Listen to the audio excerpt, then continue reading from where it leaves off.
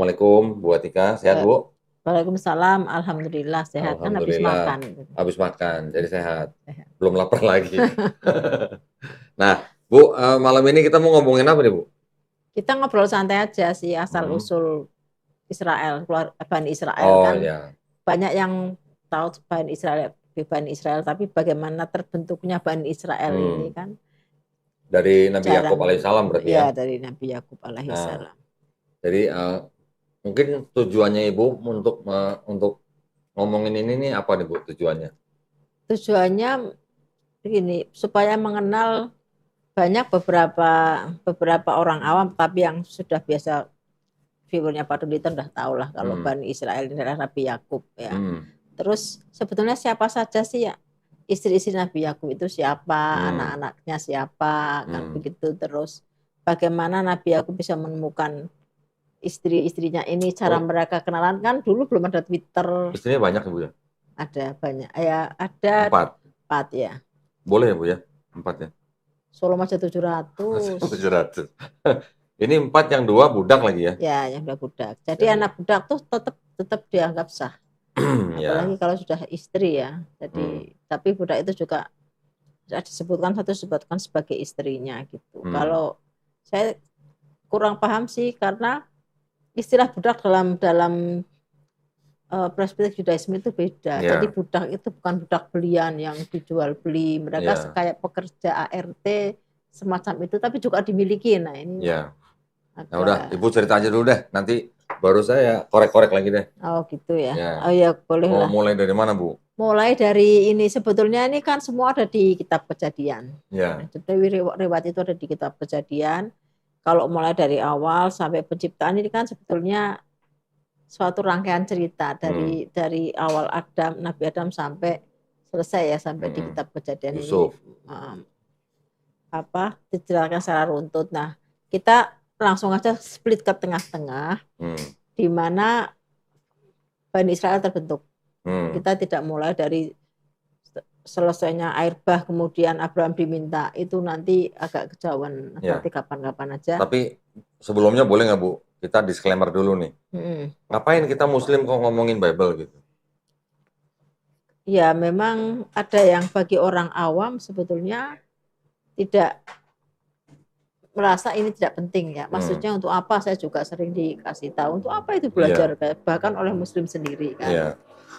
Mereka tidak tahu bahwa bahwa begini surat 1946 Hmm. ya kan. Surat An-Nahl 125 kalau nggak salah ya. Ya. Itu kan perintah untuk berdebat dengan cara yang terbaik. Ya. Berdialog. Kenapa berdialog? Karena pasti akan Allah sudah maha tahu akan terjadi dialog seperti ini. Hmm.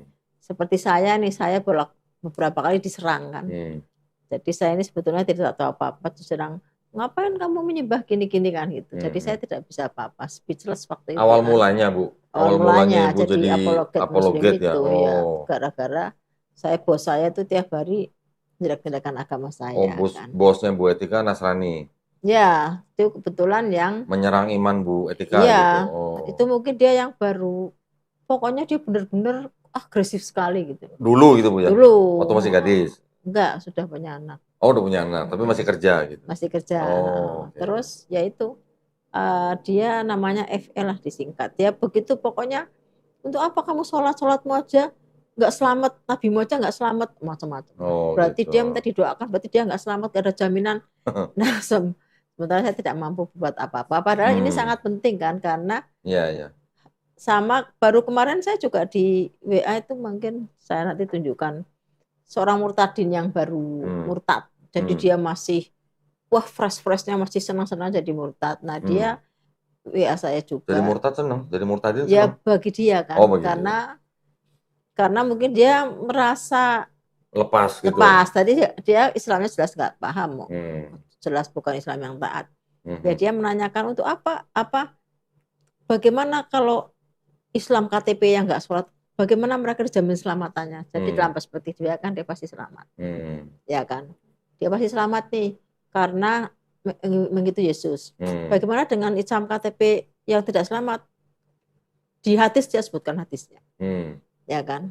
Nah kalau saya dulu nggak belajar nggak belajar agama lain kan saya speechless, nggak bisa Iya, ngomong iya, apa-apa. iya. Saya bertanya aja, kamu tahu tidak, saya tanyakan ke dia. Saya kirimkan video-videonya. Hmm. Bagaimana Kristen Ortodoks sembahyang, bagaimana Kristen Sirak sembahyang, mereka bahkan 7 kali sehari. Hmm. Mereka benar-benar sembahyang, Mereka juga sholat ya? sholat sama dengan kita. Terus Iya. bagaimana Anda sama sekali nggak sholat? Pertanyaannya sama dengan saya yang Anda tanyakan saya, bahwa justru Anda kenapa nggak sholat? Hmm.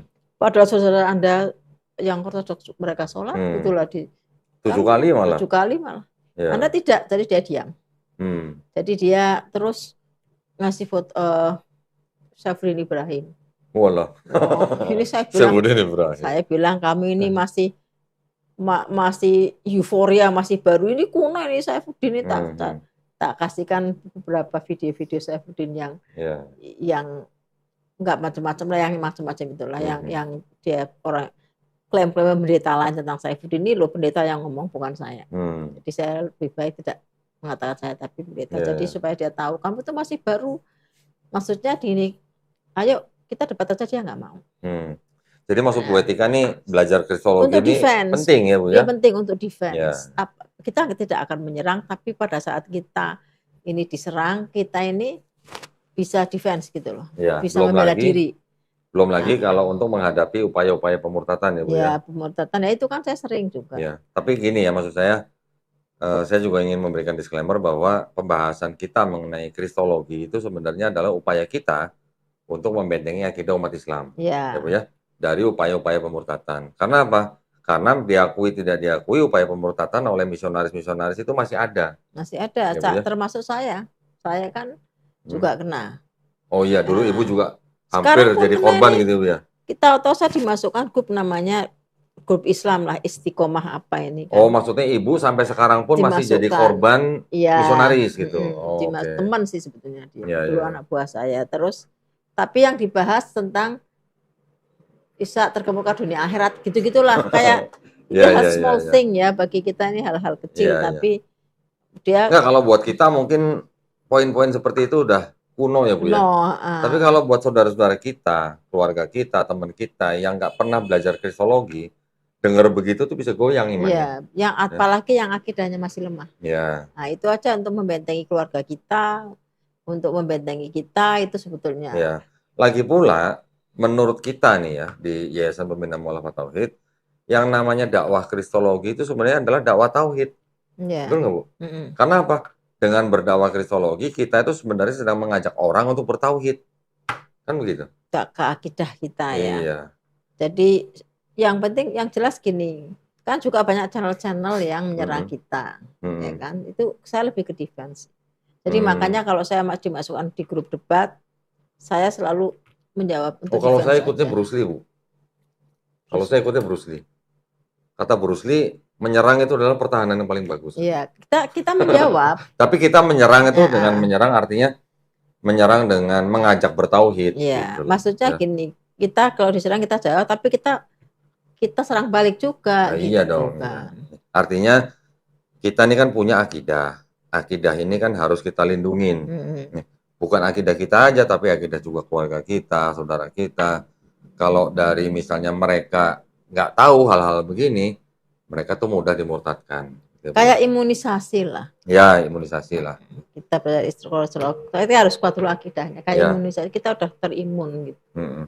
Baik Bu, silakan Bu. Tadi mau ngomongin apa tadi? Asal-usul bangsa Israel. Bangsa Israel ya, karena Bani Israel.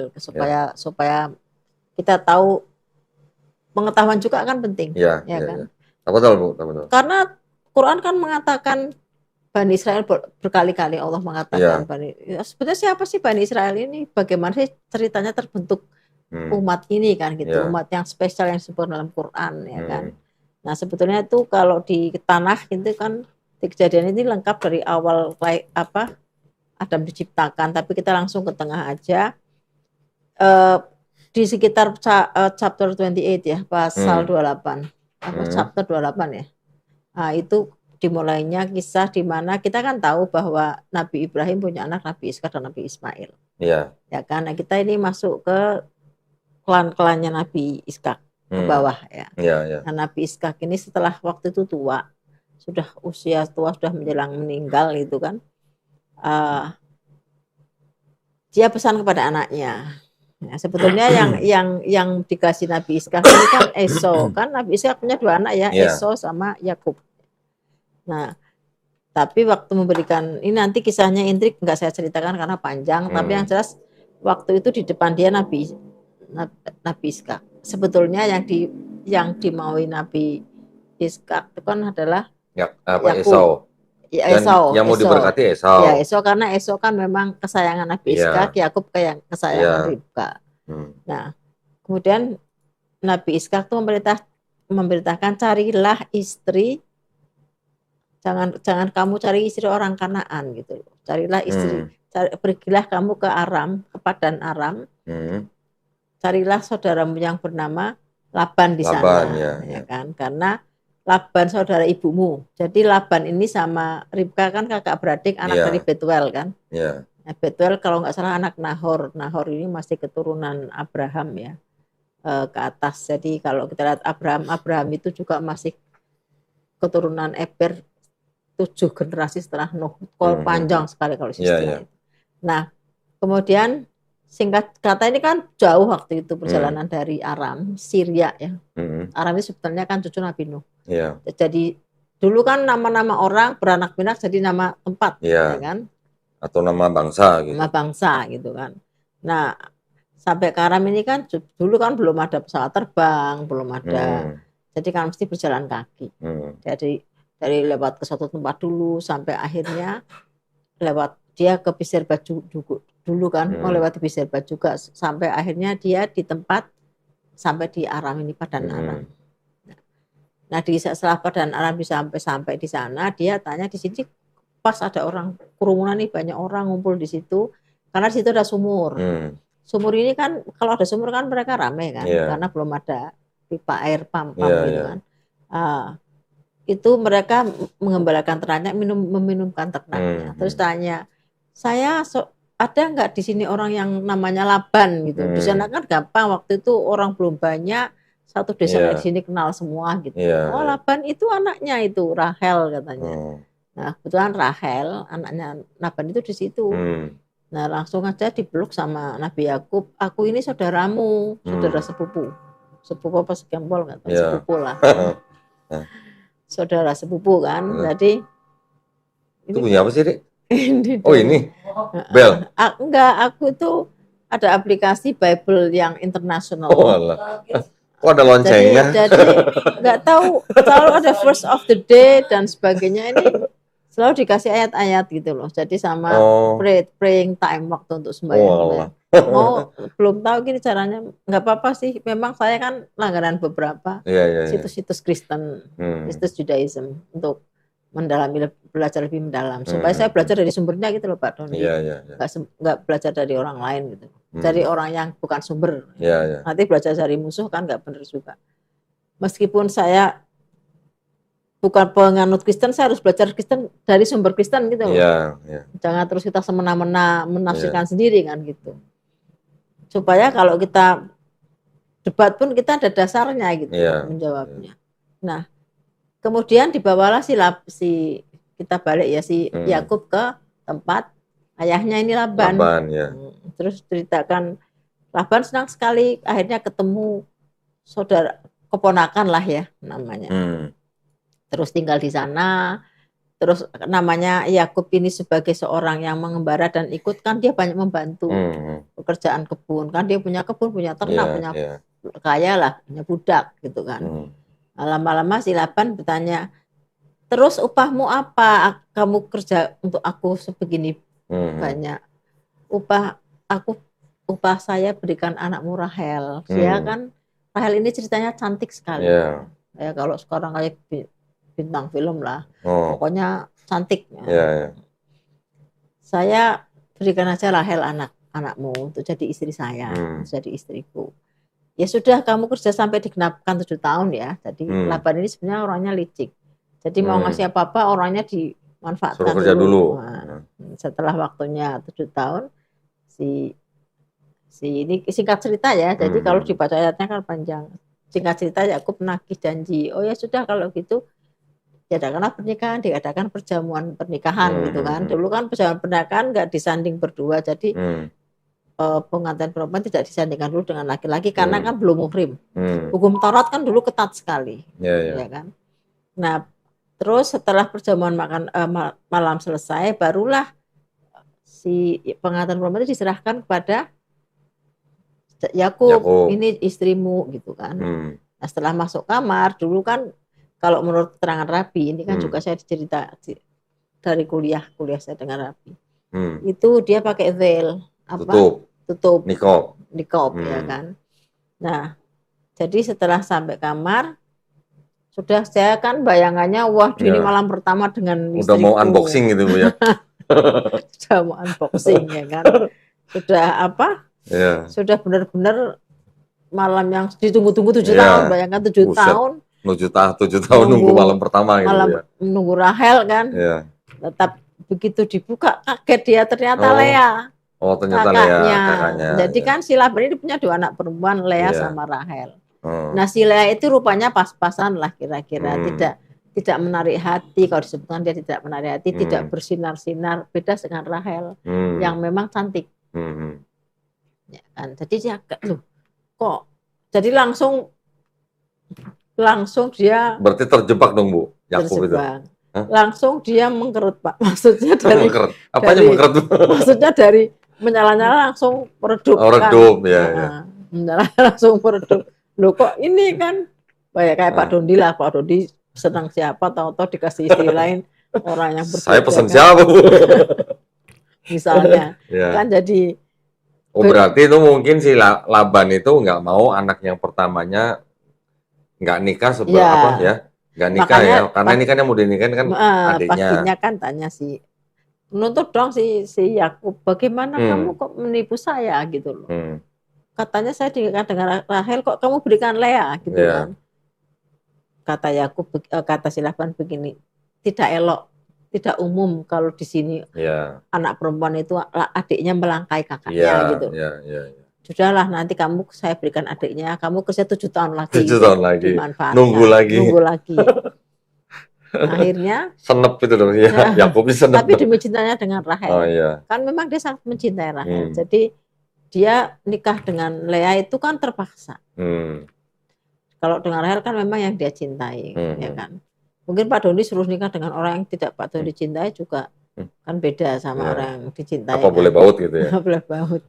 Terus 7 tahun akhirnya kesampaian, waktu itu kan ini bawa Lea dan budakmu, jadi dikasih budak satu Zilfa, karena Laban kan kaya, dikasih Zilfa. Jadi Lea sama budaknya mungkin ada tempat tinggal sendiri. Nah kemudian setelah 7 tahun Naki janji, akhirnya diadakan perjamuan pernikahan lagi, kali ini benar dengan Rahel.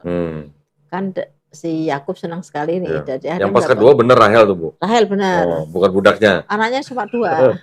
Bukan budaknya. Tapi setelah itu di bawah budaknya juga Bilha, maksudnya untuk bantu-bantu.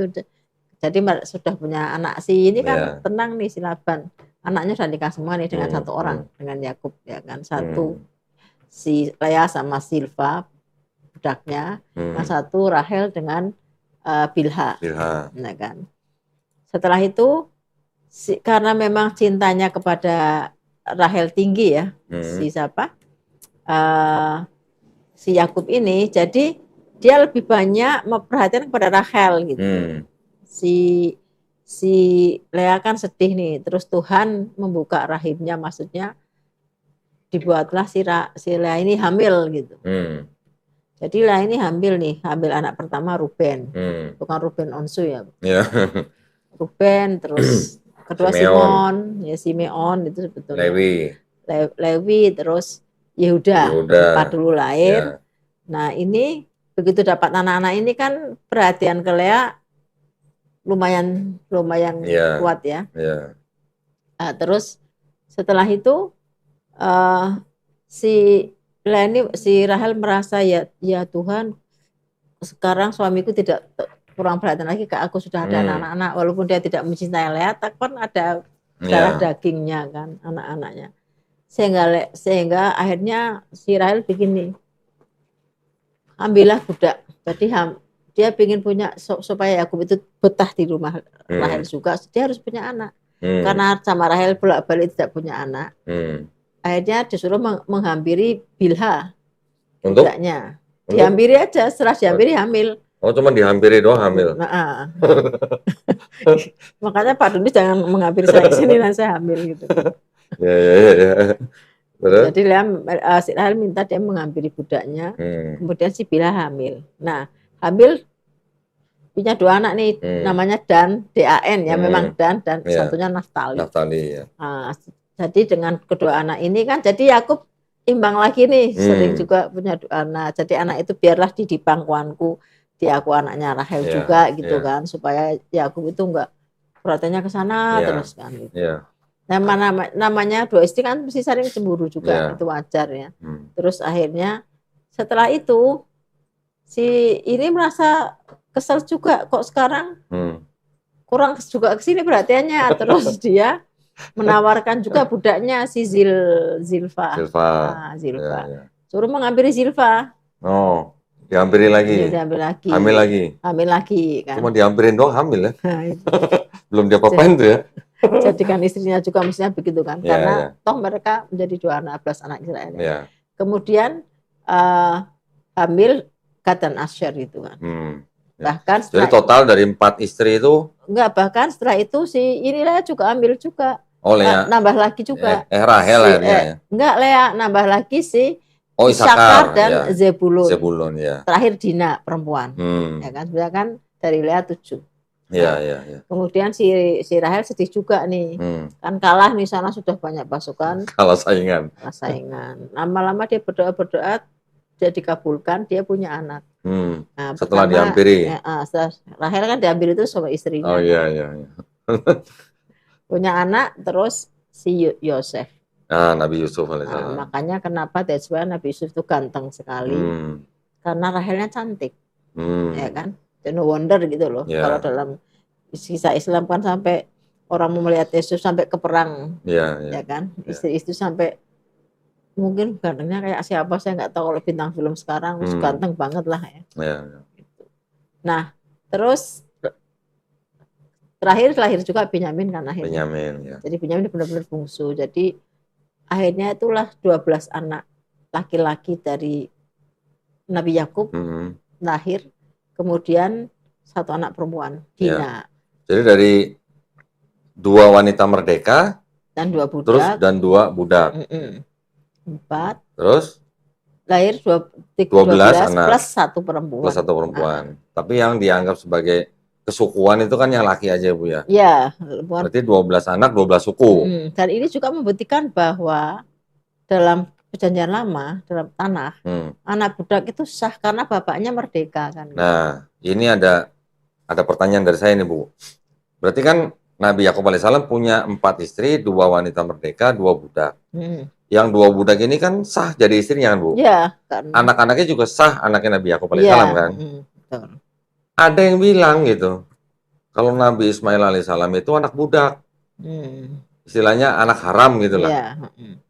Tapi ada yang bilang begitu. Itu standar ganda namanya. Nah, yang bilang begitu berarti kan dia nggak baca kisah ini. Kisah yang Nabi Yakub kan. Yang 2 kan budak, punya anak. Kan Israel selalu 12 suku, nggak 8 suku Israel. Apa? Kan selalu 12 suku Israel, 8 suku. Kalau nggak bisa kan berarti cuma 8 suku Israel. Betul, artinya yang anak budak juga diakuin kan, Bu? Diakui sebagai anak sah. Nah, jadi kalau semuanya mau wanita merdeka atau budak, yang penting asal dinikahin ya sudah sah gitu kan? Iya, sudah sah. Terus ada yang bilang kalau Nabi Ismail itu bukan anak perjanjian atau disebut anak, bahkan ada yang bilang dia anak zina malah. Iya. Ya kan? Berarti kan kebangetan itu. Berarti kan dia nabinya sendiri dibilang zina kan. Lah ya berarti kan yang ngomong begitu kan nggak paham gitu loh kisah Nabi Yakub. Dia dari standar ganda. Iya. Pilih-pilih. Gitu, pilih-pilih. Padahal Hagar itu dalam tradisi Yahudi kan dia seorang malah princess, putri, seorang putri kan? raja. Dia dititipkan untuk menjadi ART ikut di tempat. Kalau dalam makanya dia akhirnya melahirkan 12 suku Ismail itu raja-raja karena asalnya dia sebenarnya princess. Jadi akhirnya tadi raja-raja juga anak-anak Ismail. Nah, Bu, ini kan gini, Bu. Dari yang namanya ada wanita merdeka, ada budak. Tetapi walaupun budak, tetapi kalau dinikahin, kan ya istilahnya udah jadi istri yang sah, gitu kan. Tradisi ini kan sampai nih Bu ke bangsa Semitik, ya artinya di bangsa Arab pun juga ada hal seperti itu kan. Terus kemudian dengan kedatangan Islam, diatur lagi kan Bu, budak ini bisa dimerdekakan, bahkan budak ini lebih baik daripada orang yang imannya beda atau yang ya istilahnya kafir gitu ya. Lebih baik nikahin budak daripada nikahin orang kafir walaupun menarik hatimu kan gitu. Jadi artinya sudah ada tradisi yang turun-temurun jauh ribuan tahun dari Nabi Yakub alaihissalam bahkan sampai ke bapaknya Nabi Abraham alaihissalam sampai ke Nabi Muhammad SAW. Kan gitu ya Bu ya. Kalau ada yang bilang apa namanya boleh menggauli budak, lo menggauli kenapa nggak boleh kalau udah dinikahin ya Bu ya? Iya, karena sebetulnya gini. Kan di Quran juga disebutkan bahwa budak lebih baik dan juga berikanlah mas kawin yang pantas. Yang pantas. Kalau ada mas kawin kan berarti nikah, kan gitu Bu? Iya, kan? Dan perlakukan seperti dengan baik juga. Jadi yang jelas gini, hikmah dari cerita Yakub ini, cerita ke masalah budak ya. Hikmah dari cerita Yakub ini adalah kalau Laban tidak cheating ya. Tidak apa namanya licik, membohongi itu. Mungkin nggak ada 12 suku Israel. Gitu. Kalau cuma dengan Rahel, kan tidak ada persaingan nih, tidak harus menghampiri budaknya ya kan. Nah, dan lama nggak punya anak, nanti punya anaknya mungkin lama. Jadi hikmahnya kata Rabi itu hikmahnya jadi sukunya ada 12 banyak. Gara-gara si Laban tuh Bu ya. Gara-gara si Laban, tapi walaupun sakit hati awal-awal ya sakit hati ya Yakub loh kok sudah berbunga-bunga malam pertama kaget ya kan. Iya. Jadi shock kan, mesti shock kan. Itu nyata Pak. Dulu saya pernah punya zaman saya kuliah S2. Itu ada teman saya. Itu ada aliran apa yang matanya aja. Apa yang sekarang ada nikah ya, cuman yang benar-benar ekstrim. Itu dia menikah, fotonya dikasih fotonya, tapi setelah menikah itu tidak dengan dia, dengan kakaknya. Yang rupanya jauh dari cantik. Jadi cheating juga. Tapi dia minta cerai. Dia minta cerai. Karena nggak jujur kan berarti kan. Jadi dia nggak salah juga. Teman saya ini nggak salah juga. Jadi Bu, yang saya mau tanya, pernah nggak Bu Etika ngobrol sama Rabi itu mengenai ini? Kan tadi kan kalau Yakub mau menikahi Rahel, dia harus bekerja selama 7 tahun, ya kan? Terus habis itu Laban kan mengharuskan. Iya, maksudnya gini, kalau Yakub mau menikahi Rahel, kan Laban memberikan syarat Yakub harus bekerja selama 7 tahun, ya kan? Terus setelah dia nggak dapat yang dia inginkan, untuk mendapatkan Lea, untuk mendapatkan Rahel lagi, dia harus kerja lagi 7 tahun lagi. Masa 7 tahun itu standarnya apa ya Bu ya? Kenapa 7 tahun gitu? Itu gini. Pernah ngobrol nggak Bu soal itu? Kalau masalah 7 tahun itu ada sabbatical year. Jadi kalau dalam Judaism, karena 7 ya. Sabbatical year itu begini. Sabbatical year itu panenan selama 6 tahun itu biasanya subur gitu. Nanti pada saat yang ke-7 itu tuh mereka tidak menanam gitu. Gitu. Jadi biasanya sudah tidak sesubur pada tahun ke-6. Jadi ke-7-nya seperti sabbatical year istilahnya. Kalau nggak salah sih dari gitu. Situ ya. Sabbatical year seperti dalam Daniel 9:25 tentang. Tapi kalau Nabi Musa sama mertuanya Yitro kok 8 tahun ya? Banyak. Masa ikut ke sana masa itunya, masa kerjanya gitu. Tapi kan Nabi Musa ini kan tidak diliciki, enggak tahu ya, tidak. Artinya Yitro, Nabi Syuaib kan orang Nabi ya. Yitro ini kan seorang imam besar ya. Iya. Tapi mungkin dia tidak bercocok tanam kali ya. Mungkin kalau Nabi Musa kan diminta mengembalakan ternak-ternaknya kan. Iya. Beda kasus ya kan. Sama Yitro sama Nabi Syuaib itu. Iya. Kalau Laban kan memang bercocok tanam. Nah ini sampai akhirnya nanti diliciki terus sampai akhirnya nanti si ini melarikan diri. Nabi Yakub membawa anak istrinya. Nah ya jadi gini ya. Sepertinya ceritanya Bu Etika ini tadi mungkin sebenarnya cerita yang sederhana ya Bu ya. Tapi di baliknya itu kan seperti tadi komen saya juga kan. Bagaimana kalau kita orang Islam dengar saudara kita yang berbeda iman mengatakan bahwa menurut Bible mereka kan memang Hagar disebut budak, ya kan? Terus punya anak Ismail gitu kan. Ada yang bilang Ismail tuh anak haram atau anak zina gitu katanya. Kalau kita nggak tahu ceritanya yang tadi Bu Etika, yang tadi Yakub dengan Lea, dengan Rahel, terus kemudian dengan Bilha, dengan Silva, di mana Bilha dan Silva itu adalah budak-budak daripada Lea dan Rahel. Bagaimana kita bisa menjawab orang yang ngomong bahwa Ismail itu anak zina atau anak haram gitu? Padahal ini yang menjadi bangsa Israel itu, dua ibu dari bangsa Israel itu adalah juga budak gitu. Silva dan Bilha. Nah, jadi dengan kisah seperti ini nih kita bisa menggunakan untuk menjawab ya Bu ya, anggapan orang bahwa Ismail itu adalah anak haram atau anak zina gitu. Karena pada kejadian 16:3 kan kemudian Sarah menyerahkan Hagar sebagai istrinya. Iya, kata makanya. his wife jelas. Iya, betul. Nah itu ya. Jadi kadang-kadang memang tuduhan atau sindiran atau ya mungkin ini pintiran. Karena sentimen ya. Jadi ada standar ganda pilih-pilih. Ya. Nah sebenarnya budak dalam Islam ini kan gini, dulu kan harga budak itu kan 100 ekor kambing setara. Jadi kalau budak waktu itu dilarang sama sekali, ada yang punya budak 10, 20 itu ekonominya akan goncang. Jadi Allah Maha tahu. Jadi kalau dan orang itu nggak mau, kalau nggak mau masuk Islam lah. Kenapa saya harus budak nggak boleh kan? Nah, makanya ada banyak pintu-pintu dibuka untuk perbudakan.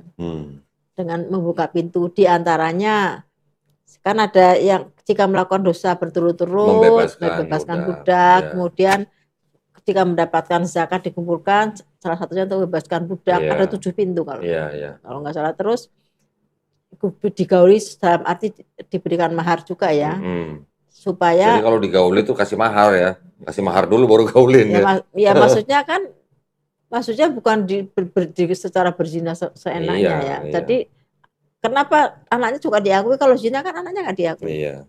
Kenapa boleh digauli seorang budak, boleh dibalas dalam arti menjadi istri ya, menjadi anaknya diakui sebagai anak, karena anaknya itu tujuannya itu apa sebetulnya kok boleh keturunan kan, supaya memutus rantai perbudakan, memutuskan rantai perbudakan. Jadi kalau saya budak nih, saya digauli Pak Dondi misalnya, lahir anak saya. Anaknya bukan budak lagi. Iya, budak cukup saya. Iya, udah putus gitu ya. Putus. Jadi itu juga rantai budaknya dalam, putus. Mata rantai putus. Jadi dengan demikian sudah putus lah. Berarti salah satu upaya juga menghilangkan perbudakan. Atau akhirnya hilang juga. Karena kalau semata-mata langsung dihilangkan, ekonomi akan goncang karena harga budak waktu itu setara dengan 100 ekor kambing. Jadi